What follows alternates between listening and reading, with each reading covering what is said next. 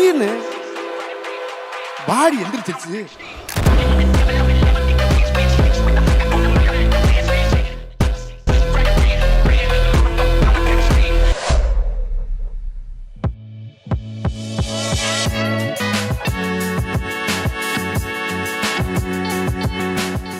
Hello all, வணக்கம். India England second test டே 3 இன்னைக்கு முடிஞ்சிருக்கு. பீடா, வெல்கம் டு த ஷோ. உங்களோட மேஜிக் நம்பரை தாண்டிட்டாங்க, இருந்தாலும் இன்னும் கொஞ்சம் கூட அடிச்சிருக்கலாம் அப்படின்னு தோணுது. உங்களோட இனிஷியல் தாட்ஸ் என்ன சார்? அதான் சொல்றேமே, நான் திருப்பியும் சொல்றேன், 340 ரன் மேல அடிக்க மாட்டாங்கன்றது கான்பிடன்ஸ் எனக்கு இருக்கு. ரெண்டு விஷயம் ரிஃப்ளெக்ட் பண்ணும். 211 ஃபார் 4, ஒரு செஞ்சுரி மேக்கர் உள்ள இருக்காரு. அதுக்கப்புறம் Axar Patel was looking top class. நேத்து தான் சொன்னோம், அவங்கள காய விட்டு இன்னைக்கு ஃபுல்லா 7 விக்கெட்டு. நேத்தே அந்த பாயிண்ட் ஹைலைட் பண்ணோம். அதாவது அந்த 1 மணி நேரம் இருக்கும்போது 7 விக்கெட் போச்சுன்னா சுத்தி விக்கெட்டை கொடுக்காதீங்க. நாள் முழுக்க ஆடி எவ்வளவு நேரம் பிச்சு டெட்டரேட் ஆகுமோ அவ்வளோக்கு அவ்வளோ நல்லது அப்படின்னு பார்த்தா, திருப்பியும் ஸ்ரீகர் பரத் வந்து ஒரு அரைக்குழி அடிச்சு அவுட் ஆனாரு. அதுக்கப்புறம் கமெண்டேட்டர் வந்து அப்பதான் சொன்னாரு, Kuldeep Yadav was got the ability to hang அப்படின்னு. அடுத்த பால் ஒரு குறுக்கு போட்டு, அதாவது நான் என்ன சொல்றேன்னா, இப்ப அவர் குல்தீப் யாதவ் வந்து பியூட்டிஃபுல்லா போட்டாரு. இல்ல, அந்த பால் அஸ்வின் ஏதோ வந்து சொல்லிட்டு போனாரு குல்தீப் கிட்ட. அடிச்ச அதை காமிச்சிட்டு இருந்தாங்க ரீப்ளேல. அஸ்வின் ஏதோ வந்து சொல்லிட்டு போன மாதிரி. என்ன சொன்னாருன்னு தெரியல சார். இதுல சொல்றதுக்கு ஒண்ணுமே கிடையாது. ஆடு மச்சி, இதுதான் உனக்கு சான்ஸ், ஃபுல் காஜ் ஆடு அப்படின்னு சொல்லணுமே ஒழிய, அந்த மாதிரி ஒரு சுச்சுவேஷன்ல இவங்க போலிங் போடுறாங்களே. இப்ப ரேயான் அஹமத் ஒரு வெட்டி ஸ்லிப்ல போகுது 4, பேக் ஃபுட் போய் இப்படின்றாரு, இங்க போகுது 1. உங்களுக்கு வயிற்றுச்சலா இருக்குல்ல ஆஸ் அ போலர். ஒவ்வொரு விக்கெட் எடுக்கிறதுக்கும் எவ்வளவு கஷ்டப்படுறீங்க. இப்ப நீங்க வந்து ஜேம்ஸ் ஆண்டர்சன் 700 விக்கெட் நெருங்கிட்டு இருக்காரு. டாப் ஆர்டர் விக்கெட்ஸ் எவ்வளவு, மிடில் ஆர்டர் விக்கெட்ஸ் எவ்வளவு, லேட் ஆர்டர் விக்கெட்ஸ் எவ்வளவு, டெய்ல் எண்டர்ஸ்னு யாரும் பாக்குறது இல்ல. எதை பார்ப்பாங்க? எவ்ரி டெஸ்ட் விக்கெட் கவுண்ட்ஸுங்கும் போது it is going to be a grind. India will win, அதுல ஒன்றும் சந்தேகமே கிடையாது. இந்த மாதிரி ஒரு பொசிஷன்ல நீங்க என்ன பண்ணணும், அவங்களோட ஷோல்டரை ஃபுல்லா இறக்கி இருக்கணும். இன்னைக்கு நீங்க எப்படி போயிருக்கணும், ஒரு 445 ரன் லீடு, 7 விக்கெட் ஸ்டாண்டிங் அப்படின்னா தொங்கி போய் வருவாங்க நாளைக்கு. என்னதான் நீங்க வந்து பேஸ்பால் கான்பிடன்ஸ்னாலும் அவங்களுக்கும் தெரியும் 450 போது கையை விட்டு போதுங்க போது. அந்த சான்ஸே கொடுக்காம அவங்களுக்கு திருப்பி வர்றதுக்கு வந்து ஒரு ஆப்பர்ச்சுனிட்டி கொடுக்குறீங்க பாருங்க, அது ரொம்ப டிசப்பாயிண்டிங். இன்னைக்கு ஃபர்ஸ்ட் செஷன் என்ன ஆச்சு? 102 for 4 India from 28 for no loss, run rate of 3.64. 4 wicket ஒரு செஷன்ல விட்டீங்கன்னா 140 ரன் மேல அடிச்சாதான் நீங்க வின் பண்ண முடியும். So England one the session 7 out of 10. Second session பாத்தீங்கன்னா 97 ஃபார் 2 இன் 31 ஓவர்ஸ். 2 விக்கெட் தான் நீங்க விட்டீங்கன்னாலும் இப்போ உங்களுக்கு ரன் ரேட் அப்படின்னு பாத்தீங்கன்னா ஜஸ்ட் இன்ச்சிங் டுவர்ட்ஸ் 3ன்றதுனால it's drawn session. Third session பாத்தீங்கன்னா 28 ஃபார் 4 இன் 14.3 ஓவர்ஸ். அவங்க 67 for 1 in 14 overs. 10 out of 10 session. இப்போ தேர்ட் டே முடிவுல ஒரு 10 out of 10 செஷன் கொடுத்துட்டு 81-19 இருந்த அந்த ஒரு அட்வான்டேஜ் அப்ப 61-39 கொண்டு வந்திருக்காங்க. 61-39 பெரிய அட்வான்டேஜ். நான் திருப்பியும் சொல்றேன், இன்னொரு எனக்கு வருத்தப்பட வேண்டிய விஷயம் என்னன்னா, இப்ப நான் தான் சொல்றேன், உங்களோட கிரிக்கெட் நாலேஜ் அந்த அளவுக்கு ஹையா இருக்கு. ரவுண்ட் த விக்கெட்ல இருந்து அஸ்வின் போடுறாரு.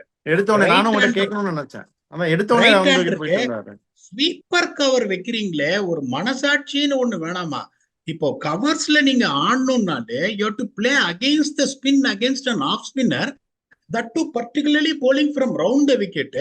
ஸ்வீப்பர் கவர் வச்சுட்டு போடுறீங்களே, எப்படி இப்படி எல்லாம் யோசிக்க முடியுது? எனக்கு ஒண்ணுமே புரியல. இப்போ உங்களுக்கு 3 ஃபீல்டர் தான் ஆஃப் சைட்ல வச்சிருக்காங்க. ஒரு ஸ்லிப் வச்சிருக்காங்க, ஒரு ஸ்வீப்பர் கவர், ஒரு மிட் ஆஃப் வச்சிருக்காங்க. இப்ப ரவுண்ட் த விக்கெட்ல இருந்து நீங்க போனீங்கன்னா, இப்ப நான் ஸ்லைட்ல என்னோட ஃப்ரண்ட் ஃபுட்டை ஓபன் பண்ணிட்டு சும்மா இப்படி ஆண்டனா போறோம், ஒரு ரன் வந்துடும். இன்னொன்னு நீங்க பாத்தீங்கன்னா, ஷார்ட் லெக் சில்லி பாயிண்ட் வச்சு கிரவுட் பண்ணியான்னா 14 ஓவர் உங்களுக்கு இருக்கு. 14 ஓவர்ல நீங்க என்ன பண்ணணும்? அவன் பிரஷர்ல இருப்பான். 14 எப்படி எல்லாரும் யோசிப்பாங்க? பாசிட்டிவா நீங்க ஆடினாலும் அந்த 14 ஓவர்ல விக்கெட் கொடுக்காம you to make sure that you leave the stadium with your spirit high of having a chance. அப்படிங்கும் போது நீங்க என்ன பண்ணணும்? நீங்க எத்தனை பேரை பவுண்டரி லைன்ல நிறுத்தினாலும் அவங்க அடிக்கதான் போறாங்க. இன்னொன்னு நம்ம கிளியரா என்ன சொன்னோம், இங்கிலாந்து வந்து அந்த பால் வந்து நியூவா இருக்கும்போது அடிக்கணும். அடிச்சு ஸ்பீல்ட ஸ்ப்ரெட் பண்ணிட்டு அதுக்கப்புறம் மில்க் பண்ண ஆரம்பிக்கணும்னு அவங்க டாக்டிக்ஸ், அந்த டாக்டிக்ஸ பண்றாங்க. அதை புரிஞ்சிக்காம அந்த டிராப்ல விழுறீங்களே, இதுக்கு மேல இன்டர்நேஷனல் கிரிக்கெட்ல என்னத்த சொல்லி கொடுக்க முடியும் சொல்லுங்க? கரெக்ட் தான், உங்களுடைய ஆதங்கங்கள் எனக்கு புரியுது. இருந்தாலும் சுப்மன் கில் எல்லாரும் டிராப் பண்ணணும்னு சொல்ல அந்த சுப்மன் கில் ஒரு கில்லி இன்னிங்ஸ் சுப்மன் கில்லியா ஆடிட்டார்ல இன்னைக்கு. இன்னைக்கு அவரும் ஃபெயில் ஆயிருந்தாருன்னா யோசிச்சு பாருங்களேன். ஒரு ப்ரெஷர்ல ஒரு கிரிட்டிக்கல் பாயிண்ட்ல ஒரு நல்ல 100 பீடா. அதை பத்தி என்ன நினைக்கிறீங்க? Extraordinary innings sir. நான் திருப்பி உங்களுக்கு என்ன சொல்றேன்னா, அவரோட நானும் சொன்னேன் டேலண்ட் டிராப் பண்ண கூடாதுன்னு. அவரோட டேலண்ட் சந்தேகப்படுறவன் கிரிக்கெட் தெரியாதவனா இருப்பான். அவரோட பாடி லாங்குவேஜ் தான் வந்து ரொம்ப மோசமா இருந்தது. இப்போ ஒரு ட்வீட்டும் வந்து சோசியல் மீடியால பார்த்தேன், மேனேஜ்மெண்ட் சொல்லிட்டாங்களாம், இந்த மேட்ச் நீ அடிக்கலன்னா your position at number 3 is going to be in danger அப்படின்னு சொல்லியிருக்காங்க. ஃபர்ஸ்ட் இன்னிங்ஸ் ஃபெயிலா இருக்காருங்கும் போது அந்த ப்ரெஷரை எடுத்துட்டு அவர் 100 ரன் அடிக்கிறாருங்கிறது ஒரு எக்ஸ்ட்ரானரி திங். நான் ரொம்ப ரொம்ப மனசு வலிச்சது எனக்கு ஸ்ரீகர் பரத்தோட டிஸ்மிசல் தான். திருப்பியும் ஒரு அரைக்குழி, முதல்ல ஒரு அரைக்குழியை கட் அடிச்சு ஃபர்ஸ்ட் இன்னிங்ஸ்ல அவுட் ஆனாரு. இப்ப 28 பால் நீங்க கரெக்டா அந்த ஹார்டு, நான் என்ன சொல்றேன்னு எப்பயா புரிஞ்சுப்பீங்க? 5 நாள் இருக்கியா? இப்ப நான் உங்களை ஒரே ஒரு கணக்கு கேட்கறேன். இப்ப பாக்குற வியூவர்ஸ ஈஸியா கிரிக்கெட் போல போய் query ஸ்டாட்ஸ் குரூப்ல பண்ணீங்கன்னா கிடைச்சிரும். கடைசி 7 வருஷத்துல எத்தனை டெஸ்ட் மேட்ச் 5 நாள் போயிருக்கு? இந்தியாவா இருக்கட்டும், சவுத் ஆப்பிரிக்கா இருக்கட்டும், ஆஸ்திரேலியா இருக்கட்டும், எத்தனை டெஸ்ட் மேட்ச் 5 நாள் போயிருக்கு? டெஸ்ட் கிரிக்கெட்ன்றது என்ன? அதனாலதான் எனக்கு புஜாரா மாதிரி ஒரு ஆளை ரொம்ப பிடிக்கும். போட்டு டென்ட் உங்களுக்கு கட்டி படுத்துருவாரு பிச்சுல. அந்த மாதிரிதான் ஆடணும். இப்ப நீங்க இவங்களை எப்படி கிரைண்ட் பண்ணணும்? இப்ப நீங்க யோசிச்சு பாருங்க, இதே ஒரு கிராம் ஸ்மான், ஒரு மோன்டி பனேசர், சக்லைன் முஷ்டாக் அகமது இருந்திருந்தா இவங்க கதை என்ன ஆயிருக்கும்? எல்லாம் வந்து இப்ப இங்கதான் வந்து கிரிக்கெட்டே என்னன்றது பாக்குறாங்க. ஷோயப் பஷீர் டெபோ, டாம் ஆட்லி போனதுல டெபோ, ரேயான் அகமது நிறைய டெஸ்ட் மேட்ச் ஆனது கிடையாது. இந்த மாதிரி ஒரு ஸ்பின் அட்டாக வச்சுன்னு நீங்க ஆல் அவுட் ஆறீங்கன்னா உங்களுக்கு 20 விக்கெட் கொடுக்கறதே என்ன பொறுத்த வரைக்கும் பச்சை அயோக்கியத்தனம். அப்படிங்கும் போது இந்த மாதிரி ஒரு சிச்சுவேஷன்ல 211 for 4 இருந்துட்டு 255 ஆல் அவுட் ஆறீங்க. இது எப்படி சொல்றதுன்னு எனக்கு ரொம்ப வருத்தமா இருக்கு, ஆனஸ்ட் ஸ்பீக்கிங். ஆமா, ரொம்ப அன்பார்ச்சுனேட் தான். என்ன இப்ப ரோஹித் சர்மா இன்னைக்குமே அடிக்கலே பீடா, என்ன ஆச்சு? என்ன நினைக்கிறீங்க அதை பத்தி? ஒரு சர்க்கம்ஸ்பெக்டா தான் ஆரம்பிச்சாருப்பா. அவர் எப்படி வந்திருக்கணும்? அவர் கத்தியை எடுத்துன்னு வந்திருக்கணும். கத்தி எடுத்துன்னு வரல. அதுக்கப்புறம் வந்து உங்களுக்கு வந்து ஜெய்ஸ்வால குறை சொல்ல முடியாது. ஆண்டர்சன் இன்னைக்கும் வந்து பியூட்டிஃபுல்லா போட்டார், அதுல ஒன்றும் சந்தேகமே கிடையாது உங்களுக்கு. அவர் ஏன் 700 விக்கெட்ஸுங்கிறது, you can't buy any single wicket in super மார்க்கெட்ன்றதை ப்ரூவ் பண்ணாரு. இந்த வயசுலயே வந்துட்டு சான்ஸே இல்லை, ரொம்ப நல்லா போட்டார். இன்னொன்னு பாத்தீங்கன்னா, இப்ப அவங்க வந்து ஒரு லெவலுக்கு மேல they're waiting things to happen when Axar Patel and Shubman Gill was playing. அந்த மாதிரி ஒரு சுச்சுவேஷன்ல முந்தியெல்லாம் என்ன பண்ணுவாங்க இந்தியாலாம், அந்த காலத்துல இருந்து பாருங்க நீங்க, இந்த நயன் மோங்கியால இருந்து அந்த மாதிரி ஒரு ஆளே பார்த்தாலும் விக்கெட்டே கொடுக்க மாட்டாங்க. அனில் கும்ப்ளே பாய் எல்லாம் வந்தாருன்னா விக்கெட்டே கொடுக்க மாட்டாரு, சாவடிச்சிருவாரு ஒரு 90 பால் ஆடி.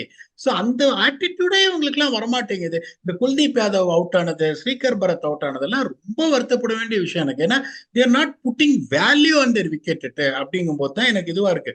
திருப்பியும் சொல்றேன், இந்தியா ஜெயிச்சிருவாங்க. 399 it's a mountain to climb.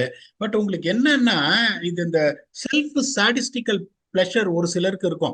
ஊசி இடத்துல தன் கையில தண்ணியே குத்தி பார்த்து ரத்தம் வரும்போது சந்தோஷப்படுவாங்க.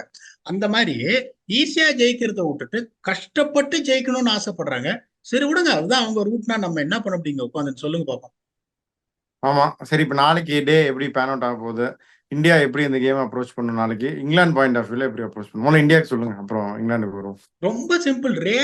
அது என்னை பொறுத்த வரைக்கும் ஒரு நைட் வாட்ச்மேன் வந்தாருன்னா, நான் 12 வருஷம் கிரிக்கெட் எக்ஸ்பீரியன்ஸ்ல சொல்றேன், டெஸ்ட் அது கிரிக்கெட். நைட் வாட்ச்மேன் தானா? இல்ல போய் அடிச்சு இன்னொரு பாஸ்பாலுக்குள்ள ஒரு பாஸ்பால் ஆடுறாங்களா? இல்ல, அவர் வந்து நைட் வாட்ச்மேனை தான் இறக்கிருக்காங்க ப்ரொடெக்ட் பண்றதுக்கு. But is capable of batting. அவர் எப்படி ஆனாரு? கடைசி பால் ஒரு வீசுறாரு அவரு. அப்படிங்கும் போது I always wants to make early inroads. கிராலியும் பாத்தீங்கன்னா துடிக்கிறாரு ரன் அடிக்கிறது, அப்படியே ரீச் பண்ணி ஒரு டிரைவ் அடிக்கிறாரு. இப்ப என்னன்னா, ஒரு பவுண்டரி போச்சுன்னா நம்ம போலரோட மூஞ்சி பாருங்க, ஸ்லிப்ல இருக்கிற ஃபீல்டர்ஸோட மூஞ்சி பாருங்க, அப்படியே மூஞ்சி தொங்குது. 399 ரன். முந்தியெல்லாம் என்ன பண்ணுவாங்கன்னா ஜாலியா விளையாடுவாங்க. அதாவது ஹர்பஜன் சிங், அனில் கும்ப்ளே, அந்த ஈவன் ஒரு 7 வருஷம் முன்னாடி ரவீந்திர ஜடேஜா, அஸ்வின்னா, நாங்க வந்த பாருங்க அந்த 2015 team, ABD Villiers, Hashim Amla, du Plessis, Dean Elgar, டி எல்லாரையும் எடுத்துன்னு வந்தோம். அப்பெல்லாம் எப்படின்னா 200 மொஹாலில வந்து 215 தான் டார்கெட். 215 டார்கெட் 5 பேரை சுத்தி நிக்க வைப்பாங்க ஏபிடி வில்லியர்ஸுக்கு. If you remember it right, 5 பேர் இருப்பாங்க. 2 ஸ்லிப் இருக்கும், ஒரு சில்லி பாயிண்ட் இருக்கும், ஒரு லெக் ஸ்லிப், பேக்வர்ட் ஷாட்ல ஏபிடி வில்லியர்ஸுங்க. இப்ப நீங்க கிராலி இவங்க எல்லாம் பார்த்தா ஒரு அடி அடிச்சா, எனக்கு ஃபர்ஸ்ட் ஆஃப் ஆல் எனக்கு புரியாத லாஜிக். வியூவர்ஸும் இதை ஒத்துப்பாங்க. ஒரு ஆஃப் ஸ்பின்னருக்கு ஸ்வீப்பர் கவர்ஸ் நிறுத்துறீங்க பாருங்க, அந்த மாதிரி ஒரு டிஃபென்சிவ் மைண்ட் செட்ல நான் வாழ்க்கையில பார்த்தது இல்லை. அதான் நான் என்ன சொல்றேன், 399 இருக்குன்னா ஒண்ணு நீங்க எல்லாமே 1 and 2 கொடுங்க, இல்ல எல்லாமே பவுண்டரியா கொடுங்க. நான் பவுண்டரியும் கொடுப்பேன். இப்ப நீங்க டீப் மிட்டிகேட் வச்சிருந்தாங்க, அப்படியே அவர் என்ன பண்ணாரு, பென் டக்கெட் ஒரு சோட்டினாரு, அக்ஷர் பட்டேல் கொஞ்சம் தள்ளி போய் விழுந்துருச்சு. அவங்க அப்படிதான் கிரிக்கெட் ஆட போறாங்க போது நீங்க என்ன பண்ணணும், எப்படி போட்டாலும் பவுண்டரி அடிக்கிறவன சிங்கிளும் நீங்க கொடுத்தீங்கன்னா you are going to put yourself under pressure. எடுத்துன்னு வாங்க எல்லாரையும் உள்ள. நீ எத்தனை நேரம் அடிக்கிறேன்னு பாக்குறேன். 399 ரன் 2 பால்ல, அது இப்ப 14 ஓவர் ஓல்ட் ஆயிடுச்சு அப்படிங்கும் போது that is what they got to to. England என்ன பண்ணணும்னா திருப்பியும் நாளை காலையில வந்துட்டு ஒரு 7 ஓவர் அட்டாக்கிங் கிரிக்கெட் ஆடணும். அட்டாக்கிங் கிரிக்கெட் ஆனா இவங்க ஓடி போயிடுறாங்க. அட்டாக்கிங் கிரிக்கெட் ஆடினா they're going to spread the field. ஒரு 130 140 வரைக்கும் அந்த மாதிரி தான் பேஸ்பால் அப்ரோச் பண்ணிட்டு அதுக்கப்புறம் மில்க் பண்ண ஆரம்பிச்சாங்கன்னா it is going to be a problem. ஏன்னா அன்பார்ச்சுனேட்லி இந்த ஸ்பின்னர்ஸ் வந்துட்டு நம்ம எதிர்பார்த்த அளவுக்கு இந்த பழைய இந்தியன் ஸ்பின் சிங்கங்கள் வரல. அதை நம்ம எதிர்பார்த்தோம் செகண்ட் இன்னிங்ஸ்ல வரும்னு, இது வரைக்கும் வரல. ஒருவேளை நாளைக்கு வருவாங்களான்னு தெரியல. இப்பயும் சொல்றேன் 61-39 இஸ் a massive edge. அந்த ஃபர்ஸ்ட் செஷன் போனாலும் செகண்ட் செஷன் பிடிச்சாலும் தேர்ட் செஷன்ல கேமை முடிச்சிடலாம். Only thing is India has to stay positive. நீங்க சும்மா 2 ரன் அடிச்சோடனே போட்டு deep midwicket long on long off அப்படின்னா கஷ்டமாயிடும். I still feel that India has got a massive edge. நாளைக்கு நம்ம வரும்போது 90% கேம் முடிஞ்சிடும். ஏன்னா either way around they are not going to hang அரவுண்ட்ன்றதுனால நாளைக்கு நம்ம வரும்போது இப்ப எந்த சம்பவம் எந்த பக்கம்ன்றதை நம்ம பேசணும். அதுதான் hopefully it will happen the way we are talking about. இல்லைன்னா என்னை பின்னிடுவாங்க viewers. Still I feel 340 is a magic number I'm talking about. We'll come back tomorrow and review in a positive way and India make it 1-1 in Vizag and take it to Rajkot for the third test. Until we come back for the next episode to entertain you, thanks a lot and bye bye.